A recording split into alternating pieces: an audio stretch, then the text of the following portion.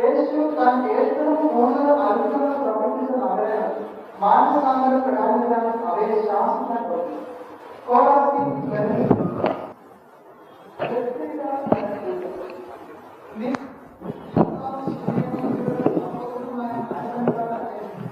ഇവരുടെ സഹോദരന്മാർ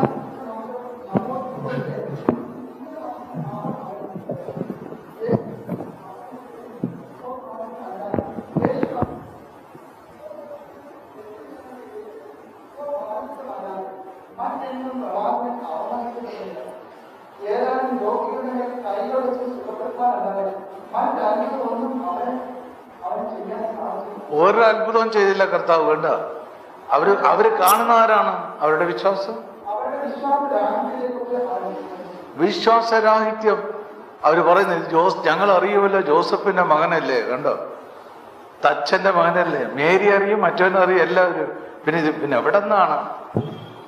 കണ്ടോ, ഇതാണ് ലൗകിക മനുഷ്യന്റെ നോട്ടം. അതാണ് തിത്തോസ് 1:15-16 പറയുന്നത്, വിശുദ്ധ പൗലോസ് പറയുന്നത്. നിർമ്മല ഹൃദയർക്കെല്ലാം നിർമ്മലമാണ്, മലിന ഹൃദയർക്കും അവിശ്വാസികൾക്കും എല്ലാം മലിനവും. കണ്ടോ, എല്ലാം മലിനമാണ്. നിങ്ങളൊരു പച്ച കണ്ണാടി വെച്ച് നോക്കിയാൽ എങ്ങനെയിരിക്കും?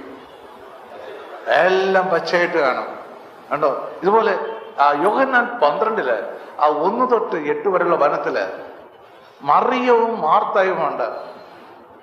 നിങ്ങൾക്ക് ആരനിഷ്ടം, ആരാകണമെന്നാണ്? പറ. ആദ്യം മാർത്താന്ന് വന്നുപോയതാണല്ലേ, എന്നിട്ട് മറിയമാക്കിക്കളഞ്ഞു. കണ്ടോ, എല്ലാം മറിയം. അതിന് വായിക്ക്.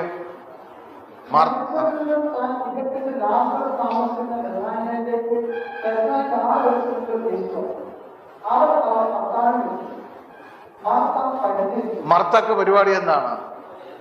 ഈ പരിചരണമാണ്. വരുന്നവർക്കൊക്കെ കാപ്പി പലഹാരം ഉണ്ടാക്കി കൊടുക്കുക, അവിടെ നല്ല തമാശം പറയുക. കണ്ടോ, ഇങ്ങനെ കറങ്ങി നടക്കുക. ആ അവസരമാണ് മാർത്താക്ക് ലോകത്തിലോട്ടുള്ള താല്പര്യമാണ്.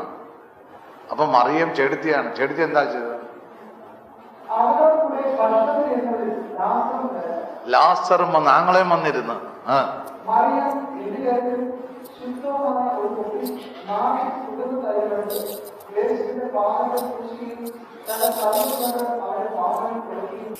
മറിയം ചെയ്തതാണ് ഒരു കുപ്പി നർദീൻ തൈലം. അതിന്റെ വില എത്രയാണ്? 300 ദിനാറ. ഇന്ന് 1 കോടി രൂപയാണ് ഇന്നത്തെ വില. അത് പൊട്ടിച്ച് നിങ്ങളാണെങ്കിൽ കൊടുക്കുക, പാത്തു വെക്കും സാരിന്റെ അടിയിൽ, അല്ലേ? ആരൊക്കെ കൊടുക്കാതെ പതുക്കെ തൊട്ട് മേത്ത് വരട്ടും. വേറെ ആർക്കും ഉണ്ടാകാൻ പാടില്ലല്ലേ? അത് പൊട്ടിച്ചാണ് ഈശോന്റെ കാലില് ഒഴിക്കണത്. ഒന്ന് ആലോചിച്ച് നോക്ക്. നിങ്ങൾ ചെയ്യുമോ?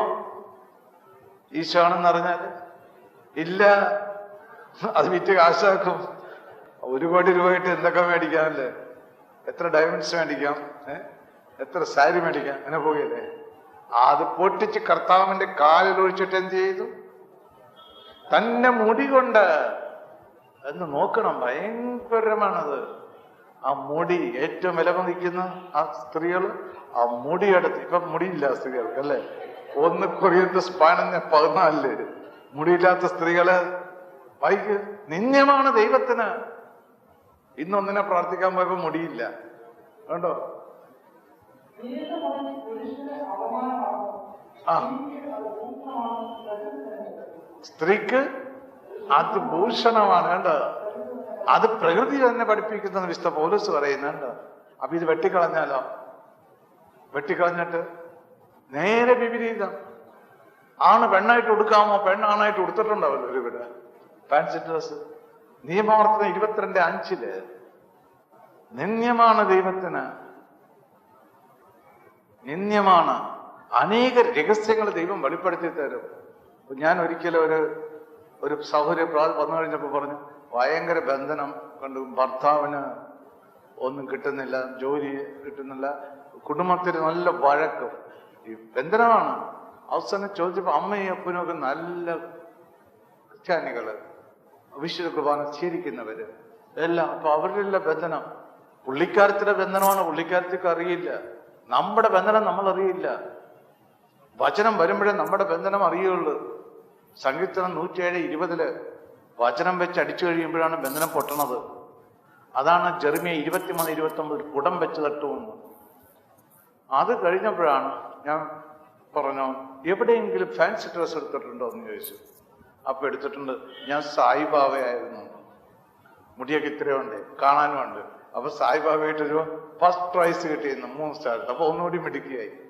സായിബാബ ആരാണ്? 2 തെസ്സലോനിക്ക 2 വായിക്ക്. 2 തൊട്ട് 5 വചനത്തില്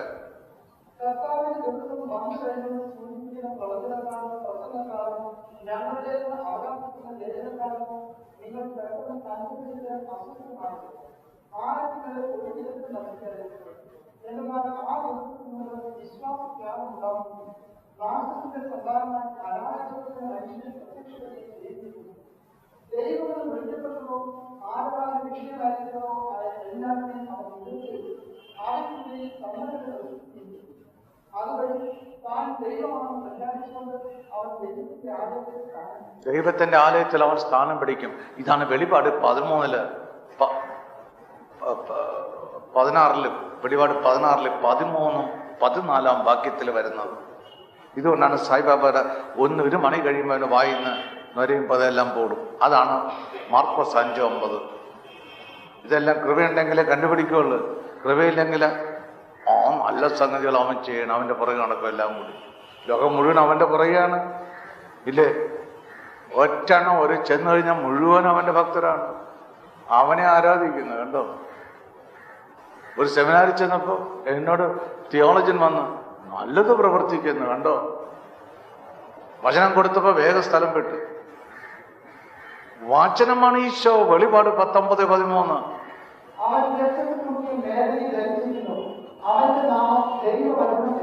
ദൈവവചനമെന്നാണ് ഈശോന്റെ നാമം.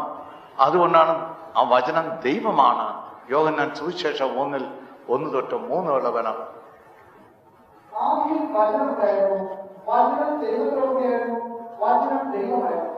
ആ വചനം നിങ്ങളിലോട്ട് വന്നാലോ? യോഹന്നാൻ 10:34-35.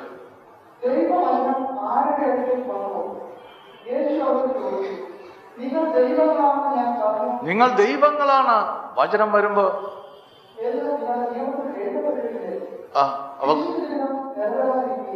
അവ വരുമ്പോ എന്ത് ചെയ്യണം? ഹൃദയം പൂട്ടി എന്ത് ചെയ്യണം? പൂട്ടി വെക്കണോ തുറന്നു വെക്കണോ? നിങ്ങൾ തന്നെ പറ. പലരും മിണ്ടണില്ല. തുറക്കാത്തതുകൊണ്ടാണ് മിണ്ടാതിരിക്കുന്നത്. കണ്ടോ? കർത്താവിന് പണം വേണോ? സ്വർണം വേണോ? പിന്നെ എന്ത് വേണം? നിങ്ങളുടെ ഹൃദയമാണ്. പട്ടും പ്രതാപമൊന്നും വേണ്ട, പേരും പെരുമയും വേണ്ട. അത് സാത്താന്റെയാണ് പേരും പെരുമയും. ഈ ലോകത്തിന്റെ ആരുടെ കയ്യിലാണ് ഇരിക്കുന്നത്? 1 യോഹന്നാൻ 5:19 അവന്റെ കീഴിലാണ്. ലോകം മുഴുവൻ അവന്റെ കൺട്രോളിലാണ്. അവനാണ് ഈ ലോകത്തിന്റെ അധിപതി. 2 കൊരിന്ത്യർ 4:3-4. അതുകൊണ്ടാണ് ലൂക്കാ 4-ല് ആ 3 തൊട്ട് 8 വരെയുള്ള വചനം വായിച്ചിട്ടുണ്ട്. ഇപ്പൊ വായിക്ക്, കേൾക്കാം. ഇത് ആരുടെയാണ്? അപ്പോൾ വിശ്വാസം പറഞ്ഞു, നീ ദൈവപുത്രനാണെന്ന് ഈ കാര്യങ്ങൾ അർത്ഥമാണെന്ന് യേശു പറഞ്ഞു. അപ്പം മാത്രമല്ല മനുഷ്യൻ ജീവിക്കുന്നത് പ്രയോജനം. പിന്നെ വിശ്വാസം അവനെ ഉയർന്നു. ഭൂമിയിലെ അപ്പൊ പിശാചിന് എന്തിലാണ് താല്പര്യം? അപ്പത്തിലാണ്, തീറ്റിയും കുടിയുമാണ്. ഫിലിപ്പിയ 3:19. ഉദരമാണ് അവന്റെ.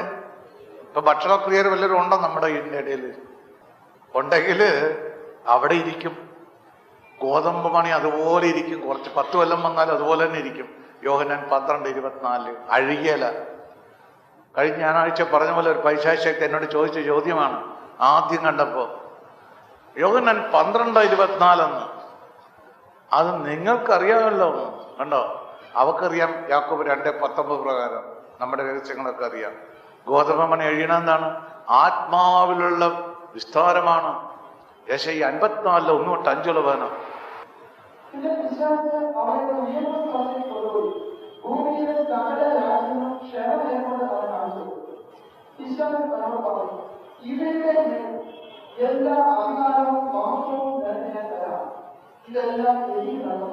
ആർക്കാണ് എല്ലാം നൽകപ്പെട്ടിരിക്കുന്നത്? ഭൂമിയുടെ മേലുള്ള സകല വസ്തുക്കളും പിശാചിനാ കൊടുത്തിരിക്കുന്നത്.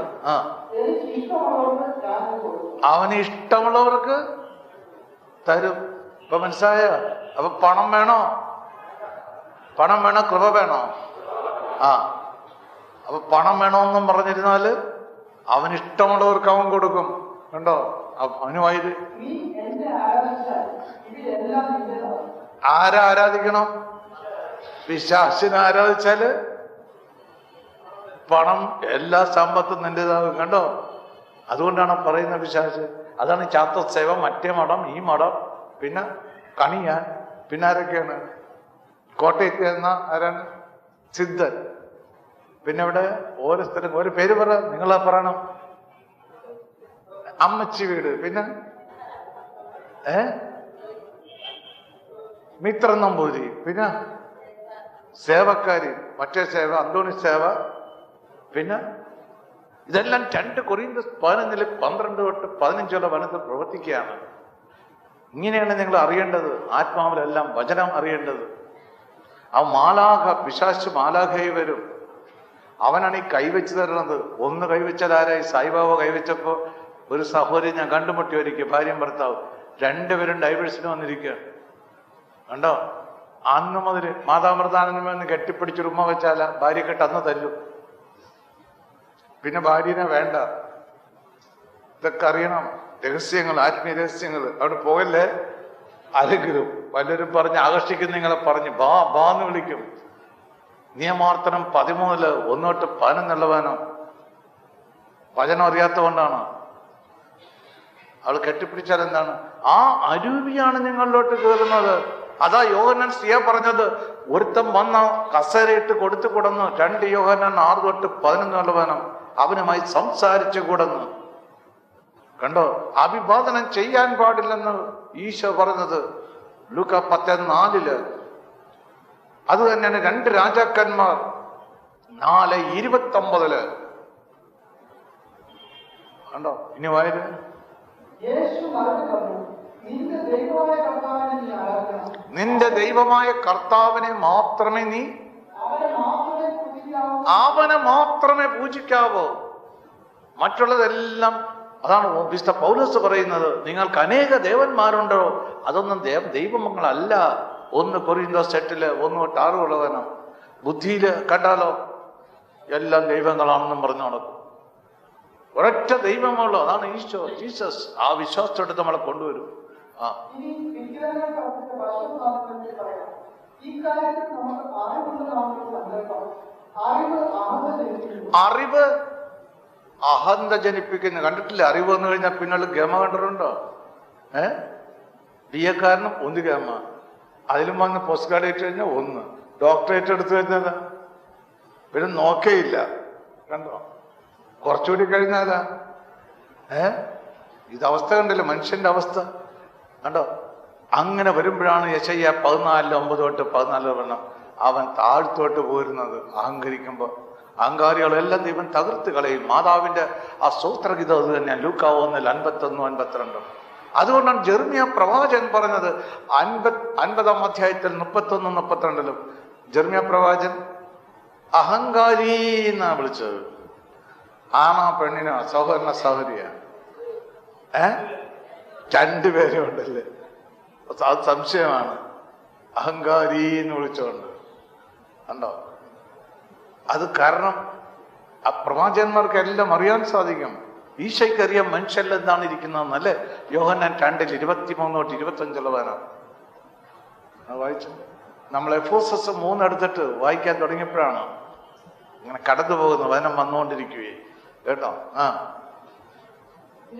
ഞാൻ ചുരുക്കമായി നിങ്ങൾ എഴുതിയതുപോലെ ദൈവത്തിന് അതെ അത് വായിക്കുമ്പോൾ ക്രിസ്തുവിന്റെ രഹസ്യത്തെ കുറിച്ച് എനിക്ക് ലഭിച്ചിരുന്ന ഉൾക്കാഴ്ച എന്തെന്ന് നമുക്ക് മനസ്സിലാക്കാം. ഇപ്പോൾ അവരുടെ വിശുദ്ധരായ അപ്പസ്തോലന്മാർക്കും പ്രവാചകർക്കും പരിശുദ്ധാത്മാവിനാൽ വെളിവാക്കപ്പെട്ടതുപോലെ മറ്റു തലമുറകളിലെ മനുഷ്യർക്ക് വെളിവാക്കപ്പെട്ടിട്ടില്ല. ഇപ്പൊ നമുക്ക് വെളിപ്പെടുത്തി തരുന്ന പോലെ മറ്റു തലമുറകളില് മനുഷ്യർക്ക് ഇതൊന്നും വെളിപ്പെടുത്തി കൊടുത്തിട്ടില്ല ദൈവം. അതുകൊണ്ടാണ് നമ്മുടെ മാതാപിതാക്കൾക്കും അവരുടെ അപ്പനപ്പനൊന്നും കിട്ടിയിട്ടില്ല ഇത്. അത് ദൈവം തക്ക സമയം വരുമ്പോഴാണ് ദൈവം. അതാണ് എബ്രായർ 1:1-3 കണ്ടോ. അതാത് കാലത്ത് ദൈവം ഓരോരുത്തരെ കൊണ്ടതെല്ലാം വെളിപ്പെടുത്തി തരും. അതിനാണ് ഗലാത്യ 4 1 തൊട്ട് 7 കാലസമ്പൂർണത വരുമ്പോഴാണ് കണ്ടോ എല്ലാം നടക്കുന്നത്.